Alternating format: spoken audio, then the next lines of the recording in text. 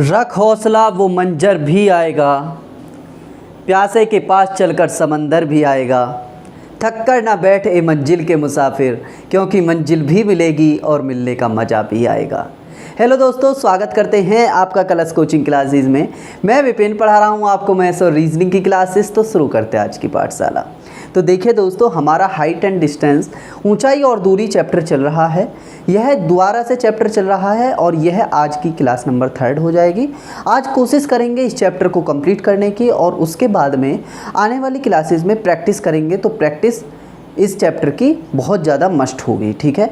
तो जैसे कि मैंने पिछले क्लासेस में CGL के क्वेश्चन आपके सामने करवाए थे, उसी प्रकार आज भी हम CGL के क्वेश्चंस भी लेंगे और प्रॉपर तरीके से उन्हें कंसेप्ट बेसिस देखेंगे। और कुछ जो पुरानी क्लासेस में हमने चैप्टर किए थे ये वाला और क्वेश्चन किए थे, तो उसमें थोड़े से डिफरेंट क्वेश्चन होंगे, ठीक है। तो टाइम को वेस्ट ना करते हुए सबसे पहले क्वेश्चन आपके सामने आता है। सबसे पहले क्वेश्चन होगा कि कोई पतंग एक डोरी से जुड़ी है, डोरी की लंबाई मीटर में ज्ञात कीजिए जब पतंग की ऊंचाई 90 मीटर और डोरी ज़मीन के साथ में 30 डिग्री का कोण बनाती है। सारे दोस्तों का आंसर आ गया होगा, मुझे पता है। बहुत छोटा क्वेश्चन है। नॉर्मल एक छोटे क्वेश्चन से बहुत ज़्यादा अच्छे क्वेश्चनों की तरफ आज हम रुख करने वाले हैं। तो क्या क्वेश्चन है? कोई पतंग एक डोरी से जुड़ी हुई है। भाई एक पतंग है जो कि एक डोरी से जुड़ी हुई है, यह मान सकते हैं कि यह हमारी डोरी है, ठीक है, और यह हमारी पतंग है, ठीक है। और यहाँ पर यह कितने डिग्री का एंगल बनाती है? तो यह 30 डिग्री का एंगल बनाती है। नॉर्मल डोरी है। अच्छा, डोरी को दिखाने के लिए हम इस टाइप से नहीं करेंगे, क्योंकि भाई पतंग जो उड़ेगी तो उसमें तो पतंग में डोरी भी तो सीधी होगी, है ना, ठीक है। इस टाइप से हैं चीज़ें। तो ऊंचाई 90 मीटर है, तो डोरी ज़मीन के साथ में 30 डिग्री का कोण बनाती है, ठीक है। पतंग की ऊंचाई कितनी है? 90 मीटर है। तो यह डोरी की लंबाई हमसे मीटर में पूछी है, आप निकाल लेंगे। क्या करना होगा क्वेश्चन में? आपको बहुत अच्छे से पता है कि हमें लंब बटे कर्ण देखना होता है। पहले हम बात करेंगे बेसिक की। तो हमारे पास में लंब है, अब की बार में हमें कर्ण चाहिए। तो इसका मतलब लंब बटे कर्ण पाइथागोरस प्रमेय से किसके बराबर? साइन थीटा के बराबर। हमें पता है क्योंकि हम पहले यह चीज़ सीख चुके हैं। साइन थीटा बराबर होता है लंब बटे कर्ण, और साइन थीटा मतलब कि कितना डिग्री दे रखा है? तो साइन 30 डिग्री दे रखा है। लंब कितना है? 90, और कर्ण हमें निकालना है, ठीक है। कर्ण हमें निकालना है, यह कर्ण निकालना है, क्योंकि यही तो हमारी पतंग की डोरी होगी जिस डोरी से हमारी पतंग बंद कर उड़ रही है, ठीक है। चीज़ें यहाँ तक समझ में आती हैं। तो साइन 30 की वैल्यू आप जानते हैं 1/2 होती है, 90/k यह हो जाए। तो यहाँ से k से वैल्यू निकालेंगे, 2 इधर चला जाएगा, तो 9 दूनी 18, 180 मीटर के हो जाएगा। और यही k की वैल्यू, इसका मतलब जो हमारी डोरी थी वह कितने मीटर की है? तो आप कहेंगे सर 180 मीटर की हमारी डोरी है। तो यह तो हो गया हमारा क्या? यह तो हो गया बेसिक, ठीक है। लेकिन हमने क्या कहा था कि भाई हमें हल्के से स्टैंडर्ड लेवल पे पहुंचना है, क्योंकि हमें टाइम जितना हो सके बहुत कम से कम लगाना है इस टाइप के सवालों में, ठीक है। तो लंब बटे कर्ण आप मुझे बताएंगे साइन 30, क्योंकि लंब बटे कर्ण ही क्यों ले रहे हैं? क्योंकि भाई हमारे पास में लंब है, हमें कर्ण चाहिए, इस वजह से हम लंब बटे कर्ण की बात कर रहे हैं। साइन 30 की वैल्यू होती है 1/2 और लंब बटे कर्ण होता है। तो साइन 30 बराबर 1/2 होता है साइन 30, ठीक है। साइन 30 कितना होता है? तो आप कहेंगे सर साइन 30 डिग्री बराबर 1/2 होता है, यह लंब होता है, तो इसका मतलब 1 यूनिट की वैल्यू 90 डिग्री होगी, ठीक है। 1/2 यह कर्ण होता है, तो इसका मतलब यह 2 यूनिट होगा। जब 1 यूनिट की वैल्यू 90 डिग्री है, एक यूनिट की वैल्यू 90 डिग्री है, तो इसका मतलब हमें 2 यूनिट की वैल्यू चाहिए। तो 2 यूनिट की वैल्यू हो जाएगी 90 गुणे के 2, 9 दूनी 18, 180 मीटर। और यही हम इस चीज़ से निकाल कर आए थे। यह हमारा एडवांस हो जाएगा। चीज़ें वहीं से आ रही हैं, आप देखेंगे बहुत अच्छे तरीके से नॉर्मल चीज़ें हैं। भाई 30 डिग्री था और 1 यूनिट की वैल्यू 90 डिग्री है, क्योंकि साइन 30 की वैल्यू 1/2 होती है। तो भाई 1 यूनिट की वैल्यू 90 डिग्री है, तो 2 यूनिट की वैल्यू हमें निकालनी है। तो सीधी सी बात है भैया, क्या सीधी सी बात है? 2 यूनिट की वैल्यू 180 मीटर हो जाएगी। चीज़ें यहाँ तक समझ में आती हैं? यहाँ तक समझ में आती हैं चीज़ें आपको? ठीक है। अब चलते हैं थोड़े से अच्छे सवालों की तरफ। अच्छे सवाल कैसे होंगे? बहुत ही मतलब स्टैंडर्ड लेवल के होंगे, लेकिन उससे आपको बेसिक ही कंप्लीट करना है। आप टेंशन बिल्कुल नहीं लेंगे क्योंकि सवाल बहुत ही बेहतरीन है, मैं यह कह सकता हूँ। ठीक है, तो पहले क्वेश्चन की बात करते हैं। यह क्वेश्चन तो आपको प्रॉपर तरीके से समझ में आया होगा। पहले क्वेश्चन की बात करते हैं कि एक तूफान के कारण टेलीग्राफ का एक खंभा मुड़कर ज़मीन के ऊपर एक बिंदु पर मिल गया। उसका शिखर उसके पाद से 8√3 मीटर की दूरी पर ज़मीन को स्पर्श करता है और 30 डिग्री का कोण बनाता है, तो खंभे की ऊंचाई ज्ञात कीजिए। ऑप्शन है 16 मीटर, 23 मीटर, 24 मीटर, 10 मीटर। ठीक भाई, क्वेश्चन बहुत ही बेहतरीन है। क्वेश्चन में हमें क्या करना होगा, तो मैं आपको अच्छे तरीके से समझाता हूँ। पहले इसके डायग्राम के ऊपर बात करते हैं। भाई, तूफान के कारण टेलीग्राफ का एक खंभा मुड़कर ज़मीन के, भाई एक खंभा था, मैं यह कह सकता हूँ कि यह हमारा एक खंभा था। ठीक है, और इसमें क्या हुआ, तूफान आया और यह खंभा यहाँ से मुड़ा, तो ये वाली जो दूरी थी इसकी यहाँ पर पहुँच गई और यह ज़मीन पर इस टाइप से आ गया। इसका मतलब यह जो खंभा था ये यहाँ तक था, यह जो खंभा था ये पूरा था, लेकिन यहाँ से मुड़ा और यहाँ से मुड़ के यह यहाँ पर आ गया। ठीक है, यहाँ पर कोई एंगल बना रखा है। तो भाई अब तो यह खंभा नहीं बचा यहाँ पर, तो यह हम यहाँ पर एक अपनी अप्रोक्स के अनुसार डॉटेड लाइन खींच लेते हैं, जिससे हमें आगे कोई प्रॉब्लम ना हो। ठीक है भाई, ये पूरा खंभा था, यहाँ से मुड़ा तूफान के कारण और यहाँ पर आके लग गया। उसके पाद से उसका शिखर कितनी दूरी पर मिला है, तो 8√3 मीटर की दूरी पर मिला है। 8√3 मीटर की दूरी पर मिला है और स्पर्श करता है और 30 डिग्री का कोण बनाता है। तो हमसे क्या पूछा है, हमसे पूछा है खंभे की ऊंचाई। अब देखेंगे आप भाई, खंभे की ऊंचाई हमें ज्ञात करनी है। खंभे की ऊंचाई ज्ञात करने के लिए हम क्या करेंगे, ठीक है, खंभे की ऊंचाई ज्ञात करने के लिए हमें क्या करना होगा। अब आप मुझे एक बात बताइए भाई, एक खंभा, आधा खंभा तो ये बचा हुआ है मेरे पास में और कुछ खंभा ये है। ठीक है, यही तो है पूरा खंभा, तभी तो ये है क्योंकि यहाँ से यहाँ तक का खंभा था, ये बीच में से मुड़कर इधर को आ गया। ठीक है, यहाँ तक चीज़ें समझ में आती। तो भाई अगर मेरे पास में क्या मिल जाए, हमें लंब है, आधार है, लंब हमें निकालना है, आधार हमारे पास में है, 30 डिग्री का कोण यहाँ तक बना रहा है। ठीक है, यहाँ तक बना रहा है, तो हम करेंगे भाई लंब और आधार की हम किस एंगल में बात करते हैं, तो आप कहेंगे सर हम थीटा में लंब बटे आधार की एंगल की बात करते हैं, टेन थीटा में। किसमें, टेन थीटा में लंब बटे आधार की बात करते हैं। टेन थीटा की बात करेंगे तो यह 30 डिग्री है, टेन 30 डिग्री बराबर हो जाएगा। लंब हमें अभी तक नहीं पता है, एक काम करते हैं, लंब को हम x मान लेते हैं। ठीक है, x मान लेते हैं। अभी हम बेसिक की बात कर रहे हैं। अगर हम बेस की बात करें तो यह 8√3 है। ठीक है, 8√3 है। अगर मैं यहाँ से टेन 30 डिग्री के वैल्यू की बात करूँ, टेन 30 डिग्री के वैल्यू की बात करूँ तो यह हो जाएगा 1/√3 बराबर x बटे 8√3। ठीक है, √3 से √3 की वैल्यू ख़त्म हो जाती है, तो यहाँ पर हम x की वैल्यू क्या लेकर आएंगे, 8 डिग्री, 8 मीटर लेकर आएंगे। क्या सर यह हमारी पूर्णतः खंभे की लंबाई होगी? सर बिल्कुल नहीं, क्योंकि भाई आप खुद जानते हैं यहाँ से यहाँ तक का जो खंभा है हमारा, यह हमारा अभी आधा खंभा है, यहाँ से यहाँ तक का खंभा अभी हमारा बचा हुआ है। ठीक है, एक सेकंड के लिए मैं वीडियो रोकता हूँ ज़रा। तो देखिए दोस्तों, वीडियो को हल्का सा पुश इसलिए करना पड़ा, एक भतीजी है हमारी छुटकी, और वो जब रोती है ना तो ऐसे चिंगार के रोती है जैसे अपनी पूरी ताकत लगा दी उसने, पूरी ताकत मतलब रोने में ही झोंक देती है, ये लगा लीजिए। ठीक है, तो उसके लिए सॉरी, हल्की सी बच्ची है तो क्या समझाएं भाई, है ना। x बराबर जब 8 मीटर आया तो यह हमारे x की वैल्यू केवल ये है, आप खुद जानते हैं यह वाली है, लेकिन हमें पूरी खंभे की ऊंचाई पूछी है। तो भाई पूरी खंभे की ऊंचाई यहाँ से यहाँ तक की भी है, और यह जो खंभा है यहाँ से यहाँ तक का जो मुड़कर यहाँ पर आया है, यह भी तो खंभा ही है, यह खंभे का आधा पार्ट है, तो मैं यह कह सकता हूँ। ठीक है, तो भाई x बराबर जब यह 8 आया, जब x बराबर यह 8 आया, यह 8√3 है, इसका मतलब मुझे कर्ण चाहिए।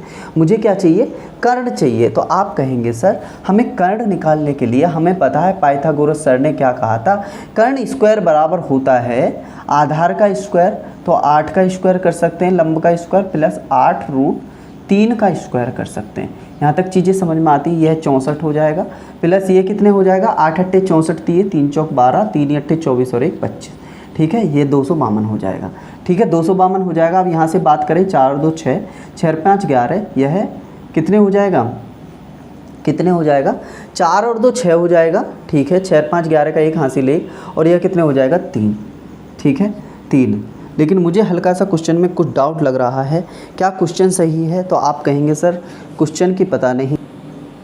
तो देखेंगे चीज़ों को, 8 8 64, तीये कितने हो जाएंगे, 64 तीये हो जाएंगे, 3 चौक 12, 3 चौक 12 और 3 छिंग 18 और 1 19, 192 हो जाएगा। 4 और 2 6, 9 और 6 15 का 5 हासिल 1, ये 256 हो जाएगा। तो यहाँ से k की वैल्यू निकालें तो यहाँ से k की वैल्यू कितनी हो जाएगी, यहाँ से k की वैल्यू हो जाएगी, यह हो जाएगी 16। अब आपसे खंबे की ऊंचाई पूछिए, तो खंबे की ऊंचाई कितनी हो जाएगी, तो खंबे की ऊंचाई हो जाएगी भाई, खंबे की ऊंचाई हो जाएगी 16 प्लस के 8, इसका मतलब 16 और 8 कितने हो जाएंगे, 24 मीटर। ठीक है, यहाँ पे 24 मीटर इसकी खंबे की ऊंचाई आती है। लेकिन यह एक ऐसा तरीका है जिससे हम क्वेश्चन को करेंगे, तो ये लगा लीजिए हम 3 से 4 क्वेश्चन का मतलब टाइम वेस्ट कर देंगे। हमने क्या किया, बीच में से खंबा मुड़ रहा था, तो लंब बटे आधार की वैल्यू हमने निकाली। हमारे पास में आधार था, लंब की वैल्यू हमने निकाली, तो लंब की वैल्यू यहाँ से आई भाई कितनी, x बराबर 8 आ गई। और जब हमने कर्ण की वैल्यू निकाली तो कर्ण की वैल्यू कितनी आई, 16 और 256, तो 256 का वर्गमूल, क्योंकि यहाँ पर k स्क्वायर था। ठीक है, यह k स्क्वायर था, तो यहाँ से k की वैल्यू निकाली तो 16 सोलियम 256, तो यह कितना हो जाएगा, 16 हो जाएगा। अब खंबे की ऊंचाई पूछी तो भाई ये 16 और 8 ये हो जाएगा 24। ठीक है, यहाँ तक चीज़ें समझ में आती हैं। लेकिन एक यह तरीका है बिल्कुल ही मतलब बेकार तो नहीं कहेंगे भाई, नॉर्मल अच्छा तरीका है, लेकिन इससे हम क्वेश्चन को पुटअप करेंगे ना तो बहुत ज़्यादा टाइम टेकिंग है, आपको खुद दिख रहा होगा। ठीक है, इसलिए हम क्वेश्चन को हल्का सा छोटा करने की हम कोशिश करते हैं। ठीक है, कोशिश करते हैं। अब हम देखते हैं भाई चीज़ों को थोड़ा सा डिफरेंट तरीके से देखने की कोशिश करते हैं। तो हम बात करेंगे, यह वैल्यू कितनी दे रखी थी, तो यह वैल्यू दे रखी थी 8√3। ठीक है, अब हमें एक बात बताइए भाई, tan 30 की वैल्यू 1/√3 होती है। तो एक की बात करते हैं, एक यह है, यूनिटों की बात करते हैं, यह √3 हो जाएगा। ठीक है, यह √3 हो जाएगा। तो √3 कैसे भाई, tan 30 की वैल्यू, tan 30 डिग्री की वैल्यू कितनी हो जाएगी, तो 1/√3। tan 30 क्यों लिया, क्योंकि 30 का एंगल बन रहा है, लंब बटे आधार है, तो लंब की वैल्यू 1 है, √3 आधार की वैल्यू है, और इसकी वैल्यू हमसे। ठीक है, अब √3 जो है ये आधार है, और आधार की मेन वैल्यू कितनी दे रखी है, 8√3। तो यहाँ से क्या हम 1 यूनिट की वैल्यू निकाल सकते हैं सर, 8, 1 यूनिट की वैल्यू हो जाएगी हमारी 8। ठीक है, 8 हो जाएगी। अभी इसको नहीं छेड़ते हैं, अभी हम कर्ण और निकाल लेते हैं। भाई कर्ण जो होता है वो आप जानते हैं, कर्ण स्क्वायर बराबर होता है आधार का स्क्वायर प्लस लंब का स्क्वायर। अब की बारे में हम रियल वैल्यू को थोड़ा सा इग्नोर मार रहे हैं, आप खुद देख रहे हैं, √3 का स्क्वायर प्लस 1 का स्क्वायर। ठीक है, यहाँ तक चीज़ें समझ में आती हैं। √3 का स्क्वायर 3 हो जाता है, प्लस 1 हो जाता है, इसका मतलब 3 और 1 4 2, तो k बराबर 2 आ जाता है। और यह था कितना, k स्क्वायर, हमारा k स्क्वायर 3 और 1 4 था, और यह 4 है, तो 4 का वर्गमूल कितना हो जाएगा, तो k बराबर आ जाएगा 2। यहाँ तक चीज़ें समझ में आती है, ये आ जाएगा 2। ठीक है, अब मैं आपसे खंबे की ऊंचाई पूछूं, भाई खंबे की ऊंचाई, अगर खंबे की ऊंचाई पूछूं तो खंबा कितने यूनिट का है, तो आप कहेंगे सर 2 यूनिट ये मुड़ा हुआ और 1 यूनिट ये जो 2 हमारा अभी तक खड़ा हुआ है, तो आप कहेंगे सर 1 यूनिट ये प्लस 2 यूनिट ये, इसका मतलब 3 यूनिट, 3 यूनिट है। ठीक है, 3 यूनिट है। तो भाई 1 यूनिट की वैल्यू कितनी है, 8, और 3 यूनिट की वैल्यू कितनी हो जाएगी, तो 8 × 3 बराबर के कितने, 24 मीटर। और यही हमारा इस क्वेश्चन का आंसर। तो आप खुद से डिसाइड कर सकते हैं कि भाई हमें कौन सा तरीका हल्का सा इजी लगा है। तो आप कहेंगे सर यह तरीका थोड़ा सा इजी लगा है, हम रियल वैल्यू ना लेके हम यूनिटों पे काम करें तो हल्का सा हमें काटने पीटने में थोड़ा सा कमी महसूस होगी। ठीक है, यहाँ तक चीज़ें समझ में आती है, क्वेश्चन आपको अच्छे से समझ में आया होगा। ठीक है, ओके, अगले क्वेश्चन की बात करते हैं। अगला क्वेश्चन आपको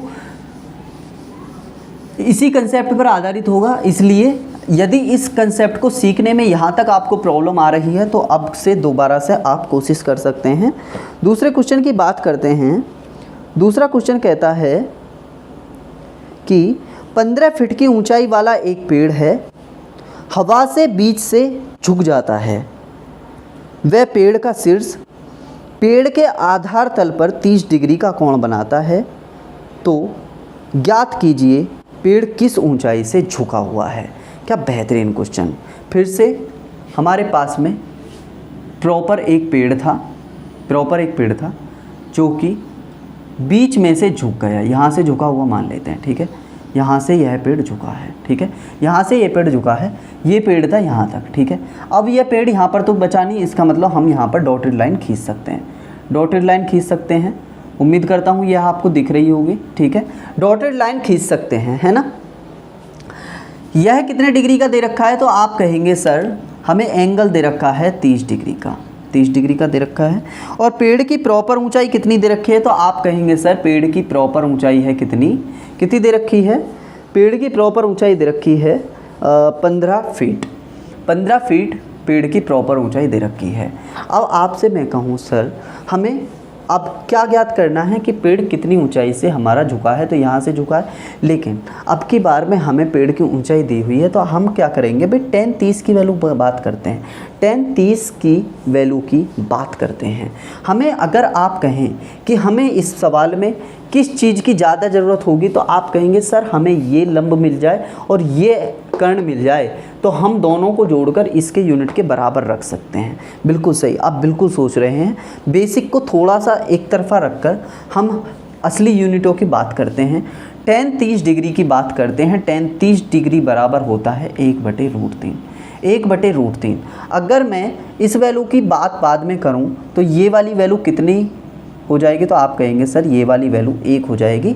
और यह √3 कितनी है, तो यह है √3, ये वाली वैल्यू हो जाएगी, ठीक है। यहाँ तक चीज़ें समझ में आती हैं। एक ये हो जाएगी, √3 ये हो जाएगी। तो अब आप मुझे कर्ण बता देंगे, तो आप कहेंगे सर कर्ण भी तो √3 का स्क्वायर, भाई √3 का स्क्वायर प्लस 1 का स्क्वायर, तो यह क्या होता है, कर्ण का स्क्वायर, है ना। तो कितना हो जाएगा, तो आप कहेंगे सर 3 + 1 मतलब कि 4, और 4 के बराबर निकालेंगे तो यह हो जाता है 2। यहाँ तक चीज़ें समझ में आती है, ये हो जाता है 2, ठीक है, 2 हो जाता है। अब प्रॉपर पेड़ की ऊंचाई बताइए आप, तो प्रॉपर पेड़ की ऊंचाई है 1 ये है, 2 ये है, इसका मतलब प्रॉपर पेड़ की ऊंचाई जो है वो है 3, ठीक है, 3 ऊंचाई है। तो भाई 3 यूनिट की वैल्यू कैसे, भाई 1 यूनिट ये और 2 यूनिट ये क्यों जोड़ रहे हैं, क्योंकि प्रॉपर जो पेड़ है यह हमारा 15 फीट का है, 15 फीट का है, तो 3 यूनिट बराबर 15 फीट है, ठीक है। तो 1 यूनिट की आप वैल्यू बताएंगे तो आप कहेंगे सर 5 फीट 1 यूनिट की वैल्यू है।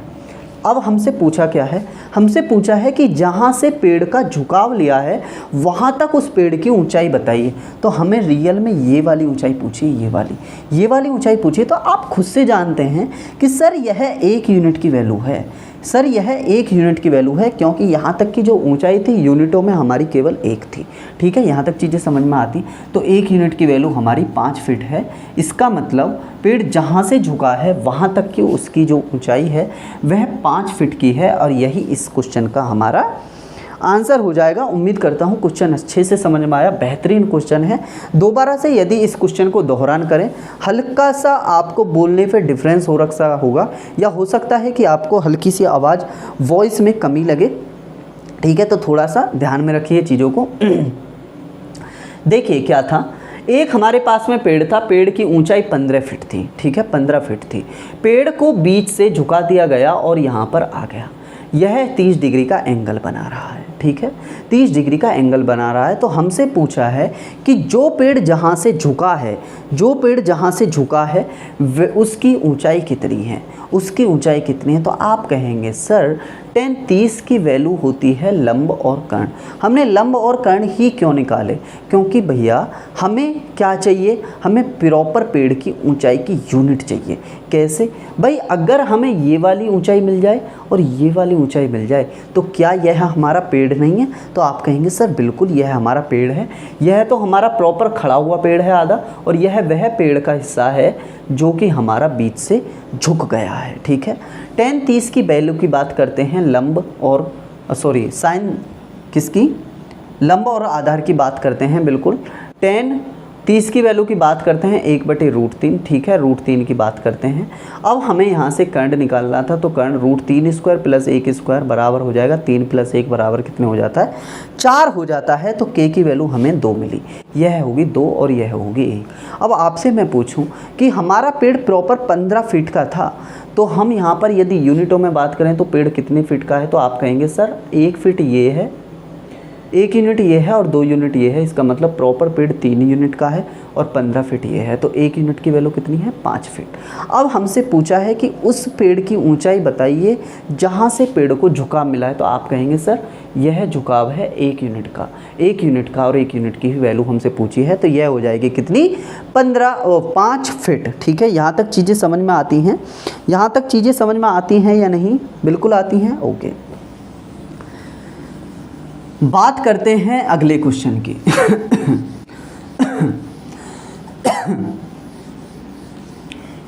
अगले क्वेश्चन की बात करते हैं। अगला क्वेश्चन आपको बोर्ड पर दिख रहा होगा। अगला क्वेश्चन कहता है सर, अगला क्वेश्चन कहता है कि मैदान पर किसी बिंदु से किसी मीनार के शिखर के उन्नयन कोण का टेंजेंट 5/12 है। मीनार की तरफ 192 मीटर चलने पर उन्नयन कोण टेंजेंट 3/4 हो जाता है, तो मीनार की ऊंचाई ज्ञात कीजिए। क्या बेहतरीन क्वेश्चन। देखिए क्वेश्चन क्या कहता है भाई, हमारे पास में एक मीनार है, ठीक है, मीनार के पास से एक बिंदु पर यह एंगल बना हुआ है और यह जो एंगल है यह टेंजेंट में है, मतलब कि टेंजेंट का मतलब होता है टेन में है, और टेन में है तो यह कितना है, तो आप कहेंगे सर यह है कितना 5/12 और 3/4, यह है हमारा 5/12।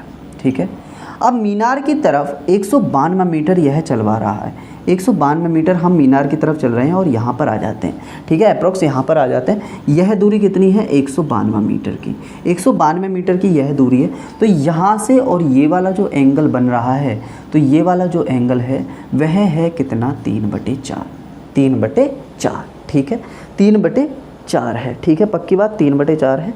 तो मीनार की ऊंचाई पूछिए, ये वाली मीनार की ऊंचाई पूछी है, प्रॉपर यह हाइट पूछी है, प्रॉपर यह हाइट की बात कर रहा है, यह चीज़ हमें ज्ञात करनी है। चित्र आपको समझ में आया? चित्र में क्या कहा, एक मीनार थी, मीनार का पाद से शीर्ष तक की जो उसकी वो है एंगल है, तो पहला वाला एंगल टेंजेंट में है वह 5/12 है।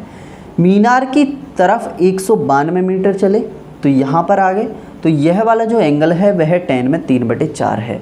तो मीनार की हाइट ज्ञात कीजिए।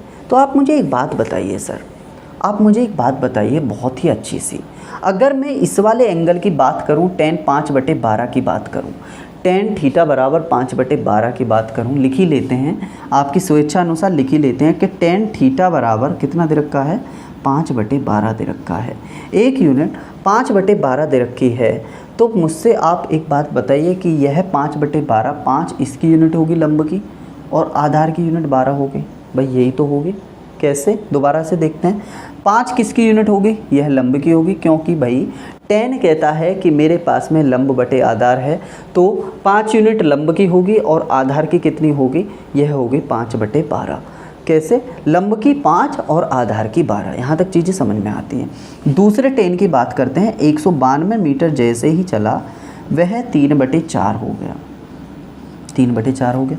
अब की बार में यदि मैं इस एंगल की बात करूं तो इसके लिए लंब ये है और आधार केवल इतना है यहाँ से यहाँ तक का, ठीक है, इधर तो एंगल बनी रहा है ये वाला, तो यहाँ से यहाँ तक का एंगल 3/4 है और 3 यहाँ पर लंब है ये वाला और आधार यहाँ पर 4 है, ठीक है, यहाँ तक चीज़ें समझ में आती हैं।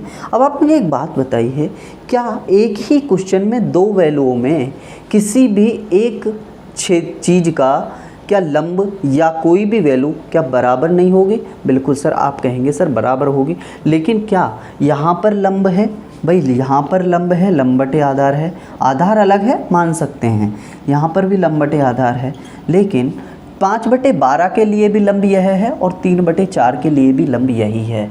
इसका मतलब भाई लंब अलग अलग कैसे हैं, यहाँ पर 5 है, यहाँ पर 3 है, तो हम कुछ नहीं करेंगे दोस्तों, हम एक काम करते हैं, लंब को यहाँ पर बराबर करने के लिए एक ट्रिक इस्तेमाल करते हैं, 3 के ऊपर नीचे इस वाले में गुणा कर देते हैं, ठीक है, 3/3 की तो यह कितना हो जाएगा 5 × 3 15, 12 × 3 36, ठीक है। यहाँ पर 15 लंब हो गया।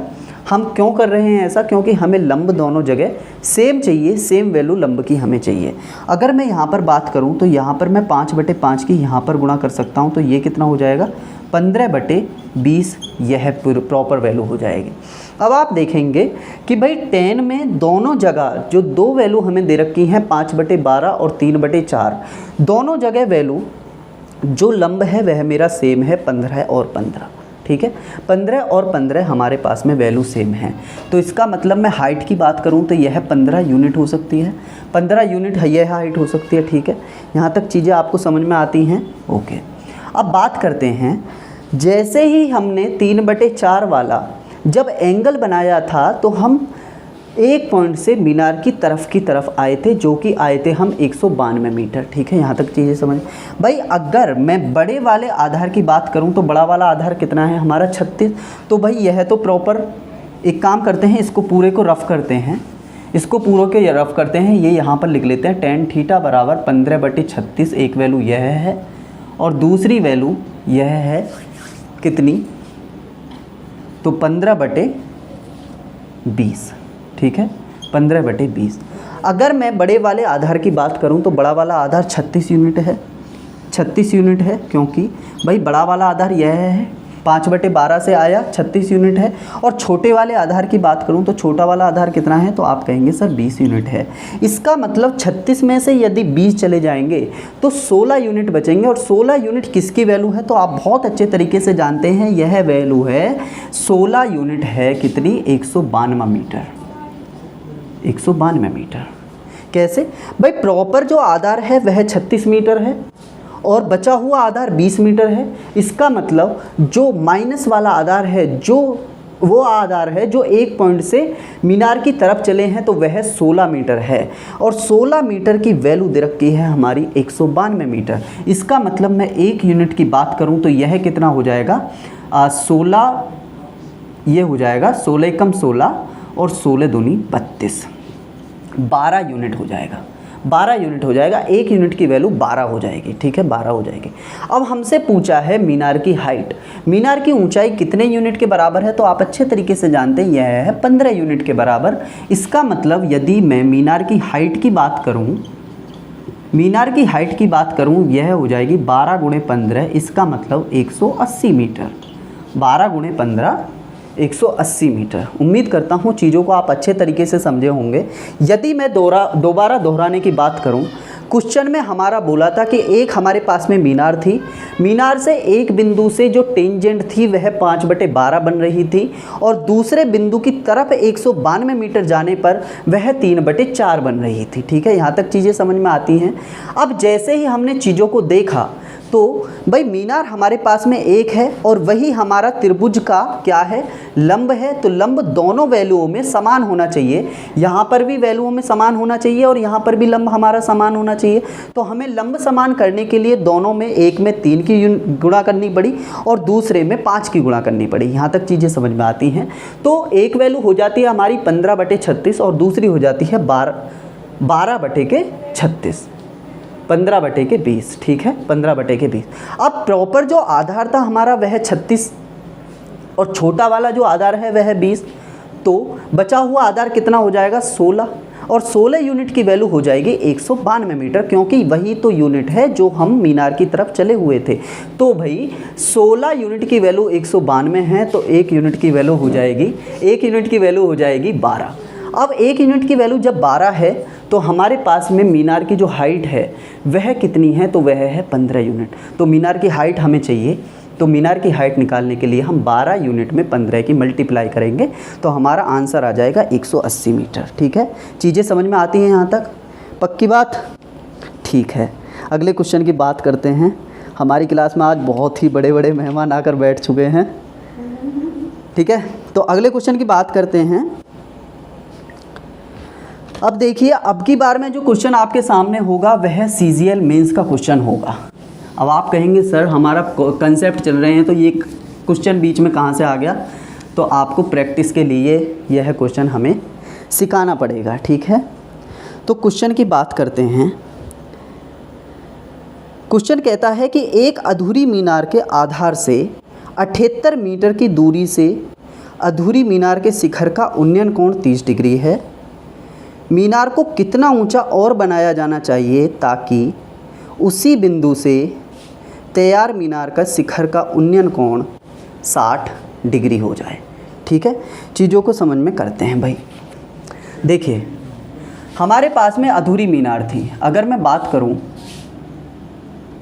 जो हमारी यह मीनार है, यह प्रॉपर तरीके से मीनार इतनी बनी हुई है। सर डॉटेड का मतलब, एक सेकेंड,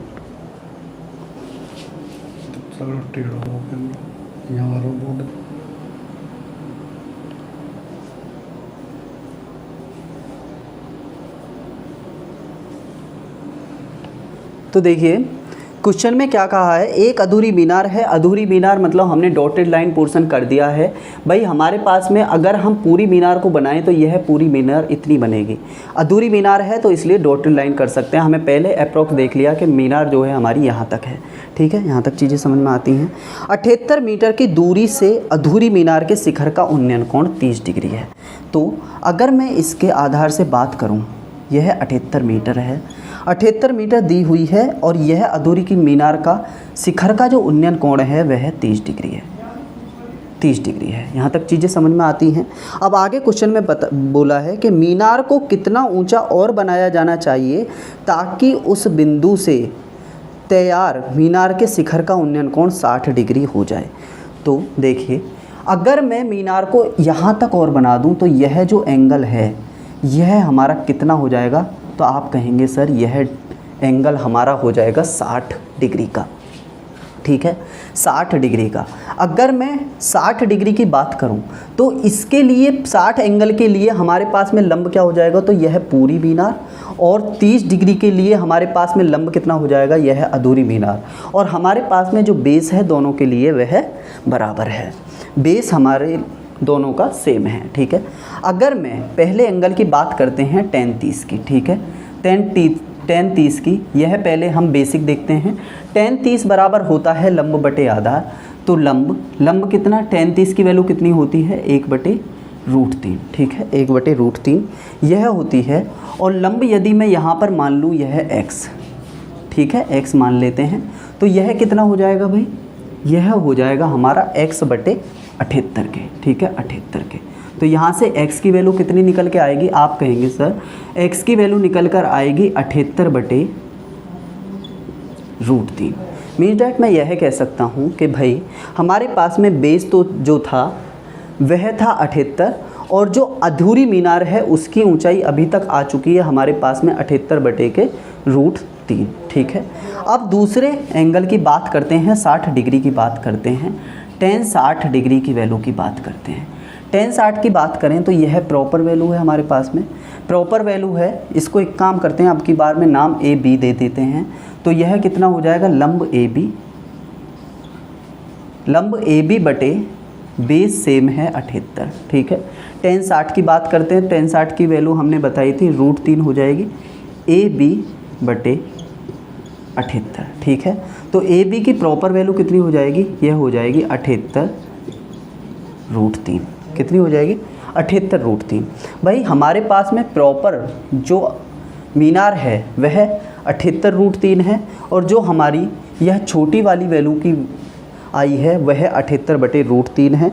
तो हमसे पूछा क्या है, हमसे पूछा है ताकि उस बिंदु से तैयार मीनार के शिखर का उन्नयन कोण, मीनार को कितना ऊंचा और बनाया जाना चाहिए। भाई एक तो प्रॉपर जो हमारा मीनार की ऊंचाई आई है 78√3, और जो पहले वैल्यू आई है वह 78/√3 है। तो हमें दोनों में से माइनस करना पड़ेगा। तो हमें माइनस करने के लिए यहाँ पर नॉर्मल वैल्यू बनाने के लिए हम √3 से मल्टीप्लाई और √3 से डिवाइडेशन कर सकते हैं। तो भाई √3 3 हो जाएगा, और 3 से इसको काटेंगे तो यह हो जाएगा 3 दूनी 6, 3 छिक्के 18, 26√3। 26√3 तो हमारे पास में यह वैल्यू है, और 78√3 हमारे पास में बड़ी वाली वैल्यू है। अगर मैं इस वैल्यू की बात करूं तो यह वैल्यू हो जाएगी हमारी कितनी, 78√3 माइनस 26√3। तो यह कितना हो जाएगा, यह हो जाएगा 8 में से 6 चले जाएंगे 2, और 7 में से 2 जाएंगे 5, 52√3 हमारे पास में प्रॉपर आंसर आ जाएगा। मीन्स डैट हम यह कह सकते हैं कि क्वेश्चन में जो हमसे पूछा है कि मीनार को कितना और ऊंचा बनाया जाना चाहिए, तो मीनार को इस बिंदु से इस बिंदु तक जाने के लिए हमें यदि 52√3 मीटर और ऊंचा बना दें तो मीनार के शिखर का जो उन्नयन कोण है वह 60 डिग्री हो जाता है।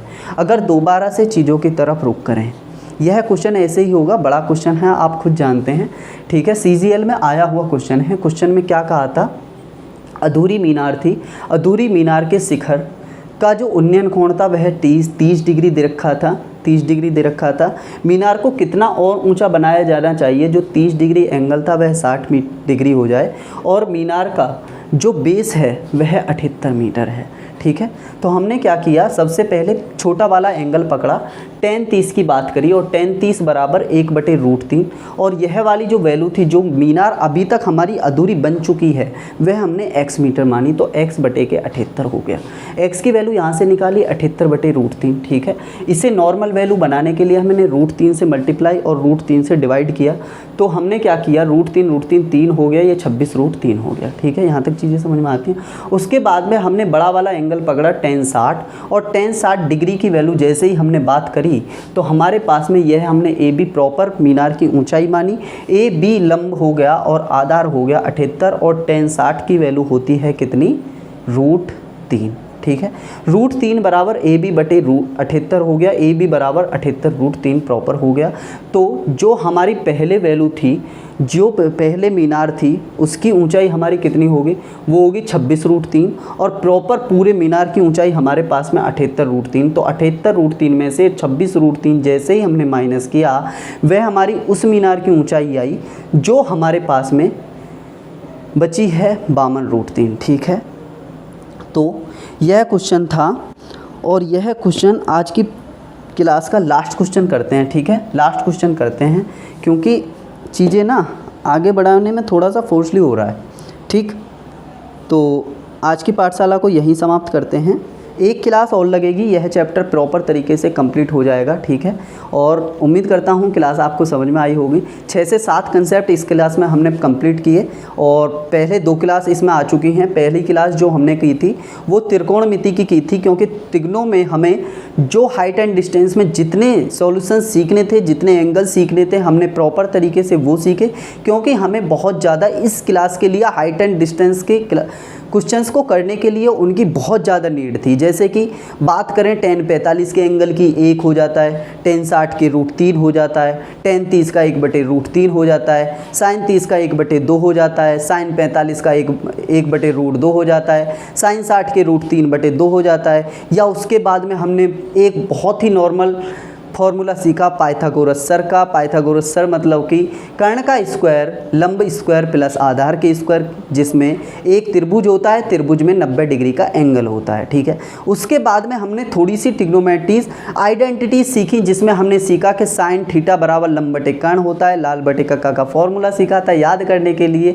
उसके बाद में हमने थोड़ी सी चीज़ें सीखी थी कि tan थीटा बराबर 1/cot थीटा के बराबर होता है, या sec थीटा बराबर 1/cos थीटा के बराबर होता है, जो कि हाइट एंड डिस्टेंस को पूरा करने के लिए एक बेसिक था, ठीक है। यहाँ तक 3 क्लासेस इसकी हो चुकी हैं, एक क्लास और आएगी। मान सकता हूँ चीज़ें थोड़ी सी कठिन है, लेकिन यदि इस पर आप काम करेंगे, और इसको काम कराने के लिए मैं जैसे ही प्रैक्टिस सेट होते हैं हमारे CGL के, उसके ज़्यादातर इसके क्वेश्चन डालने की कोशिश करूँगा, ठीक है। तो टेंशन मत लीजिए, चैप्टर तो आपका कंप्लीट प्रॉपर तरीके से करा ही देंगे, ठीक है। एक क्लास और लगाएंगे इसमें, उसके बाद में चैप्टर को बाय बाय बोलेंगे, और उसके बाद में एक बहुत ही इम्पोर्टेंट चैप्टर क्लास पर आएगा जो कि होता है HCF और LCM। अभी हमारे अर्थमेटिक में 3 चैप्टर और बचे हुए हैं। कौन कौन से? HCF, LCM, mixture and allegation and ratio and proportion, ठीक है। 3 चैप्टर के बाद में हम हल्की सी हमारी रीजनिंग जो बची हुई थी, रीजनिंग में जो मोस्ट इंपॉर्टेंट चैप्टर थे वो तो हमने प्रॉपर तरीके से कंप्लीट कर लिए थे, जैसे कि क्लॉक हो गया, कैलेंडर हो गया, स्टेटमेंट एंड कंक्लूजन हो गया। ये चैप्टर तो हमने प्रॉपर तरीके से किए थे, लेकिन कुछ coding decoding and water image and mirror image वगैरह ये चैप्टर बचे थे, तो उन्हें और करा देंगे। डाइस हमने कंप्लीट किया था उसमें, और घन भी शायद मेरे हिसाब से कंप्लीट हो गया था, एक बार मैं चेक कर लूँगा। और उसके बाद में बहुत ही अच्छे तरीके से एकदम बेसिक से एडवांस सीखेंगे। और एडवांस में हम जो पहला चैप्टर लेने वाले हैं वो यूनिट डिजिट का लेने वाले हैं, मीन्स डेट इकाई अंक का लेने वाले हैं। उम्मीद करता हूँ क्लासेस आपको समझ में आ रही हैं। आप विपिन कुमार के साथ में पढ़ रहे हैं मैथ्स और रीजनिंग की क्लासेस। आज की पाठशाला को यहीं समाप्त करते हैं। जय हिंद, जय भारत, नमस्कार।